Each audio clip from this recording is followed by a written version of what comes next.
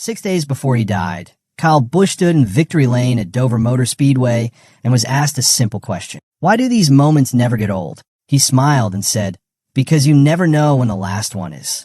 Nobody in that moment could have understood how true those words were about to be. 6 days later, on Thursday, May 21st, 2026, the racing world woke up to news that stopped everything. Kyle Busch, the winningest driver in NASCAR history across its 3 national series, was gone. He was 41 years old. This is the full story of how it happened, who this man was, what he built, and what NASCAR lost on that Thursday after. It started with a statement posted to Kyle Busch's official X account on the morning of May 21st.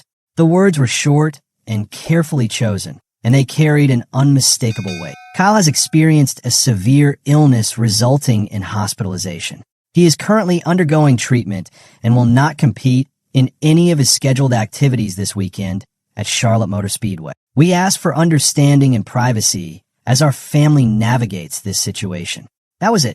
No details about the nature of the illness. No timeline. No statement from NASCAR.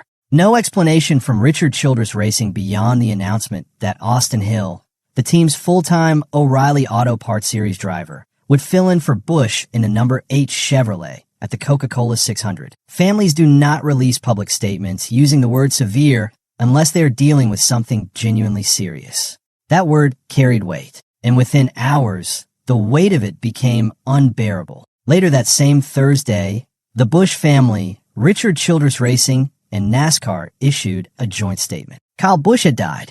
On behalf of the Busch family, everyone at Richard Childress Racing, and all of NASCAR, we are devastated to announce the sudden and tragic passing of Kyle Busch, the statement read. Our entire NASCAR family is heartbroken by the loss of Kyle Busch. A future Hall of Famer, Kyle was a rare talent, one who comes along once in a generation. He was fierce, he was passionate, he was immensely skilled, and he cared deeply about the sport, and no cause of death was given. The shock that followed was immediate and total. Absolute shock. Very hard to process. Veteran NASCAR driver Brad Keselowski posted on social media. Denny Hamlin, his former teammate and most recent rival, posted, absolutely cannot comprehend this news. We just need to think of his family during this. We love you, KB. Ricky Stenhouse Jr. wrote, there aren't really words for today. I've raced against Kyle for a long time, and anyone who's lined up next to him knows exactly what made him special. He gave you everything he had, every single lap, and he made all of us better for it. Rest easy, Rowdy. The sport won't be the same without you. The Coca-Cola 600, the longest race on the NASCAR calendar at 600 miles, was confirmed to go ahead as scheduled that Sunday. But the garage that would fill Charlotte Motor Speedway that weekend would be a garage and more. To understand the magnitude of what NASCAR lost, you have to go back to the beginning. Kyle Busch was born in Las Vegas, Nevada, the younger brother of Kurt Busch, who would himself become a NASCAR Hall of Famer. The Busch brothers grew up racing, trained by their father Tom, and from the very start it was obvious that Kyle had something. He was ready to compete at NASCAR's top level at the age of 16. A cigarette advertising settlement that restricted tobacco sponsorship in motorsports delayed his debut, and he had to wait until he was 18. When he finally arrived, his older brother Kurt told the world exactly what was coming. If you think I'm good, wait until you see my brother. That turned out to be one of the most accurate predictions in motorsports history. Kyle Busch arrived in the Cup Series in 2005 and won Rookie of the Year. He wasn't just fast. He was relentless, fearless, and completely unwilling to be anything other than himself. That personality, combined with his raw talent, made him one of the most polarizing figures the sport had ever produced. He earned the nickname Rowdy, and then he wore it like a badge of honor. After wins, in front of crowds that mixed cheers with boos, Busch would climb out of his car and take a slow, deliberate bow. He was playing a role, and he knew it. He loved it. The crowds who booed him gave him fuel, and the more fuel they gave him, the faster he seemed to go. By the end of his career, the numbers told a story that no other driver in NASCAR history has come close to matching. 234 combined wins across the Cup Series, the O'Reilly Auto Parts Series, and the Craftsman Truck Series. The all-time record, 34 wins ahead of Richard Petty. 63 Cup Series victories, ranking 9th all-time. 102 O'Reilly Auto Parts Series wins, a record. 69 Truck Series wins, also a record. A Cup Series race winning 19 consecutive seasons from 2005 through 2023. 2 Cup Series championships in 2015 and 2019. Kevin Harvick, the next closest driver in combined wins, has 121. That is how far ahead of everyone else Kyle Busch was. Kyle Busch began his Cup career with Hendrick Motorsports, racing alongside Hall of Famers Jimmy Johnson and Jeff Gordon. He won 4 Cup races across 3 full seasons. But his personality created friction that the team ultimately decided it could not manage, and he was let go in 2007 to make room for Dale Earnhardt Jr. Rick Hendrick said in a statement after Busch's death, "Kyle was one of the most talented drivers I've ever seen and a racer in the truest sense of it. He had a fire and competitive spirit that drove him to be great." That fire found a home at Joe Gibbs Racing, where Busch joined in 2008 and began the most dominant run of his career. Wheeling the iconic yellow number 18 M&M's Toyota, he became a threat every single week at every single track. In 2009 alone, he won 9 O'Reilly Auto Parts Series races and 7 of the 15 Truck Series races in the same year. That kind of versatility across 3 different series at that level of competition had simply never been seen before. But the defining chapter of his Joe Gibbs racing team, and arguably the defining chapter of his entire career, came in 2015. During the O'Reilly Series season opening race at Daytona in February, Busch suffered a catastrophic crash. His car skidded through the infield and struck an unprotected wall, breaking bones in both of his legs. Doctors said he would be out for 6 months. He was back behind the wheel in 3. He won in his 5th race back, then won 3 of the next 4. The rest of the field had a 3-month head start on him, and he ran them all down in a matter of weeks. Then, in the final race of the season at Homestead, with his crew anxiously pacing the pit box, Kyle Busch sat calmly inside his car and sang the theme song to Vocabulary, his then 6-month-old son Brexton's favorite show. It kept him calm.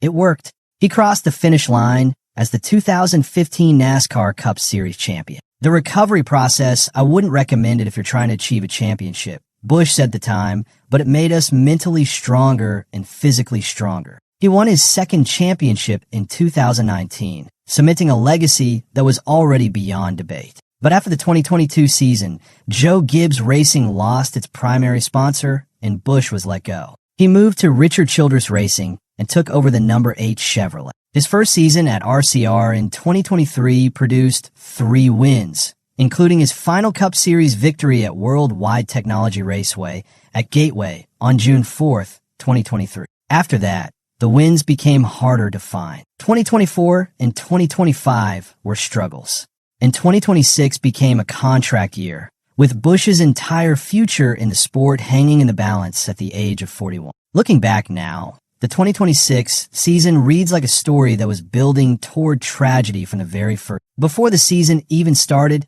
Busch revealed that he had suffered a serious leg injury. A stool collapsed while he was fixing a smoke detector. He looked down and his leg was gushing blood. Samantha drove him to the hospital in the middle of the night with his leg propped up on the dashboard covered in towels. He spent more than 3 hours in emergency treatment and received 24 stitches.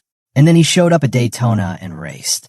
Not because he had to, because that is who Kyle Busch was. Then came Watkins Glen on May 11th, 2026. With 38 laps to go in a brutal road course race, Busch picked up his radio and calmly told his team that he was going to need a shot. He asked for Dr. William Heisel to meet him at his team bus after the race. He had been battling a sinus cold all week, exacerbated by the intense G-forces and elevation changes of the New York road course. He finished 8th. His best result of the entire 2026 season. He ground through whatever he was feeling and produced his strongest performance of the year, while clearly not operating anywhere close to full capacity. At the time, that radio call was treated as a testament to his toughness.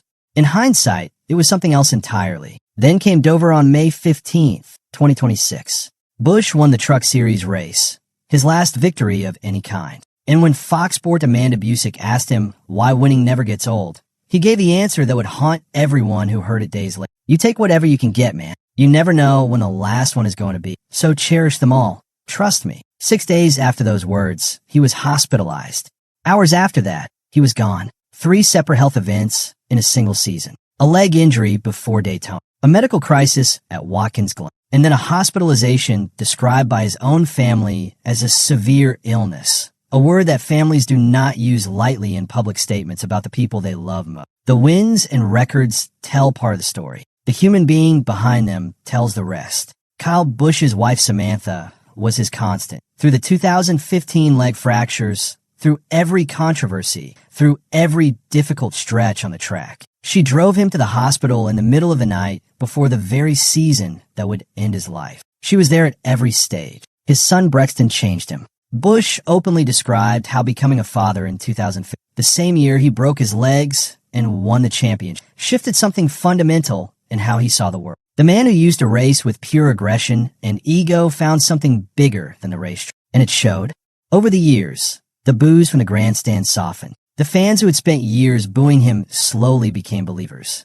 The heel became an elder statesman. His daughter Lennox joined Brexton in completing a family picture that Busch talked about with clear pride in his final years of racing. Even his long-standing rivalries found resolution. Dale Earnhardt Jr., who had a contentious relationship with Busch for many years, described the turnaround in a post after Busch's death. Kyle and I had a really challenging existence for many, but we luckily took the time to figure out our differences, and that was something he instigated with a conversation in his bus around how we each managed our racing. I was super eager for US to get on better terms, but it was he who made the effort for that to be possible. Earnhardt revealed that the two had been planning to run his late model together at Wilkesboro that very summer. A meeting to fit Busch's seat into the car was scheduled for the Thursday after Busch died. Kyle was one of the greatest drivers in NASCAR history. No one can deny that, Earnhardt wrote. But he was also a father, a husband, brother, son, and a friend to many. My heart is broken for the Busch family.